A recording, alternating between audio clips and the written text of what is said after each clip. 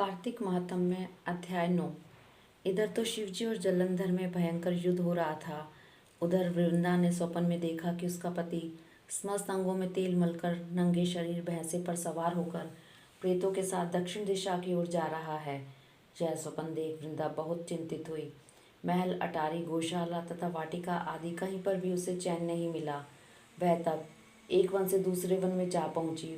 वहां उसने सिंह जैसे मुख वाले दो राक्षस देखे। उन्हें देख वह सहसा भयभीत हो गई और एकदम वहां से भाग खड़ी हुई। आगे जाकर उसने एक तपस्वी और उसके शिष्य को देखा और उनसे अपनी रक्षा की प्रार्थना की। विनय सुनकर मुनि ने एक हुंकार से उन राक्षसों को भगा दिया। वृंदा ने विनयपूर्वक मुनि से कहा, हे मुने, मेरी पति जलंधर तथा महादेव जी में घोर युद्ध हो रहा है। उसमें विजय किसकी होगी, बताने की कृपा करें, क्योंकि आप सर्वज्ञ हैं। वृंदा के वचन सुनकर मुनि ने आकाश की ओर देखा। उसी समय दो बंदरों ने आकर मुनि को प्रणाम किया और फिर मुनि का संकेत पाकर वे दोनों बंदर वहां से चले गए। पुनः थोड़ी देर बाद वे दोनों बंदर आकाश की ओर से आए और उन्होंने जलंधर दैत्य का सिर तथा धड़ लाकर पटक दिया। वृंदा अपने पति के मृत शरीर को देखकर अत्यंत दुखी हुई और विलाप करती हुई पृथ्वी पर मूर्छित होकर गिर पड़ी। मुनि ने अपने कमंडल से वृंदा पर जल छिड़का तो उसमें कुछ चैतन्यता आई। तब वह पुनः विलाप करती हुई मुनि से कहने लगी, हे मुने, जिसने देव, गंधर्व एवं विष्णु सहित तीनों लोगों को विजय प्राप्त की है, वह शिव के हाथ से कैसे मारा गया। आप समर्थ्यवान हैं, अतएव किसी प्रकार मेरे पति को फिर से जीवित कर दीजिए। तब मुनि कहने लगे, हे बद्री, शिव जी के हाथ मारे हुए जो को जीवित करना असंभव है, परंतु फिर भी हम तुम पर कृपा करके इसको जीवित किए देते हैं। इतना कहकर मुनि अंतर्ध्यान हो गए और जलंधर जीवित होकर वृंदा के साथ प्रेम आलाप करता हुआ आलिंगनबद्ध हो गया। वह शव जलंधर का नहीं था, वरन जलंधर के वेश में भगवान विष्णु थे। वृंदा जलंधर वेशधारी विष्णु के साथ उस वन में रमण करती रही। एक दिन मैथुन के पश्चात अपने पति के वेश में विष्णु को पहचान कर वृंदा अत्यंत क्रोधित हुई और बोली, तुमने मेरा पतिव्रत धर्म भंग किया है, इसलिए मैं तुम्हें शाप देती हूँ। निश्चय ही वह कपट मुनि तुम ही थे और तुमने ही माया द्वारा दो राक्षस बनाए थे। कालांतर में वे दोनों राक्षस तुम्हारी स्त्री का अपहरण करेंगे और जो तुम्हारा शिष्य था वही बंदर का रूप धारण कर तुम्हारी सहायता करेगा। तुमने मेरे साथ छल किया है, अतः तुम इसी समय शीला हो जाओ। इतनी कथा सुनने के बाद नारद जी ने महाराज पृथु को बतलाया, हे राजन, भगवान विष्णु ने देवताओं तथा अपने भक्तों की रक्षा के लिए पतिव्रता वृंदा का शील भंग किया था, इसलिए मन ही मन वे अत्यंत दुखी थे। उन्होंने वृंदा से कहा, हे वृंदे, तुम्हारा शाप को ग्रहण करते हुए मैं अवश्य शिलारूप हो जाऊंगा, परंतु तुम भी वृक्ष रूप होकर मुझको प्राप्त होगी। उसी समय वृंदा अपने पति के चरणों का ध्यान करके विष्णु के मना करने पर भी अग्नि में प्रवेश कर गई और शीला रूप में भगवान विष्णु वृंदा का स्मरण करते हुए उसकी चिता भस्म में लौटने लगे। उधर युद्ध क्षेत्र में जलंधर दैत्य राक्षसी माया द्वारा पार्वती का रूप धरकर शिव जी को मारने लगा। उसकी इस माया को देखकर शिव जी नीचे को मुख करके बैठ गए। यही उचित अवसर जानकर जलंधर ने शिव जी पर अनेक बाणों से प्रहार किया।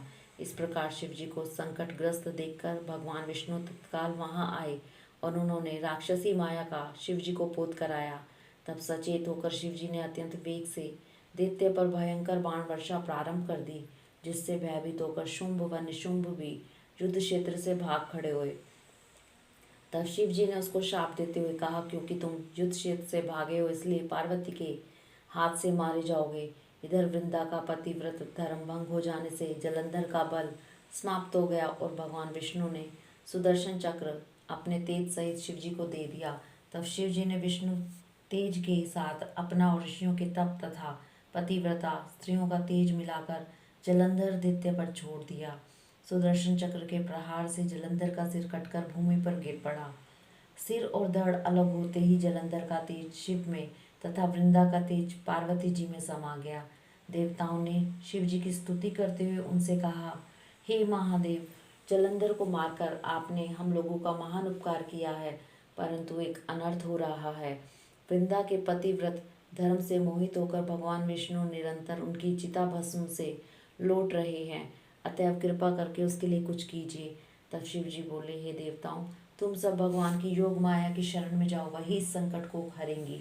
तब समस्त देवता योग माया की शरण में जाकर स्तुति करते हुए बोले, हे देवी, आप संपूर्ण जगत की उत्पत्ति, पालन तथा नाश करने वाली हो। सतोगुण, रजोगुण तथा तमोगुण आपसे ही उत्पन्न हुए हैं। आपकी माया को स्वयं ब्रह्मा भी नहीं जान सकते। ऐसी देवी को हमारा नमस्कार है। जिसके भक्तगण अनादर तथा मोह को प्राप्त नहीं होते, ऐसी मूल प्रकृति को हमारा नमस्कार है।